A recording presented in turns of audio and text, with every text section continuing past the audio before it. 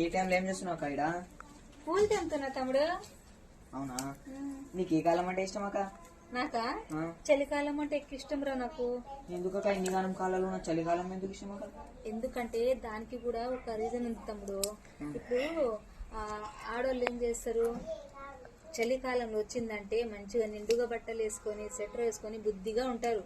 మళ్ళీ మగపిల్లలు అంటారా, చేతులు కట్టుకొని స్వెటర్లు వేసుకొని ముదురుకొని ఉంటారు. ఇంకా రోడ్ల మీద కూడా ఎక్కువ తిరగరు, చలి బాగా వేస్తుందని. టైం కాగానే ఎక్కడ తిరగకుండా ఇంటికి వచ్చేస్తారు. రోడ్లన్నీ ఖాళీయా. తర్వాత ఇంట్లో కరెంట్ కూడా చాలా సేవ్ అవుతుంది. ఎందుకంటే ఇప్పుడు ఎండాకాలం వచ్చిందంటే కూలర్లు ఫ్యాన్లు అన్ని పెట్టుకుంటారు, కరెంట్ వేస్టేనా. అదే ఎండాకాలం వచ్చింది, చలికాలం వచ్చిందనుకో కూలర్ల సంగతి వదులు, ఫ్యాన్లు కూడా వేసుకోరు. ఫ్యాన్లు వేసుకోకుండా కూలర్లు వాడకుండా మంచిగా గుడ్ నైట్ ఒక కార్డ్ వేసుకొని డోర్లు మూసుకొని మంచిగా వండుకుంటారు. Current save. ఇక్కడ అందరు బుద్ధిగా ఉంటారు, రోడ్లు సేవ్. ప్రతిదీ ఇంకా సాంప్రదాయంగా ఉంటది. ఇంకా సాంప్రదాయాన్ని పాటించే చలికాలం అంటే నాకు చాలా ఇష్టం తమ్ముడు. అందుకే చలికాలం ఇష్టం. ఇన్ని గానం రీజన్ లా నేను పోదా, నేను పోదా.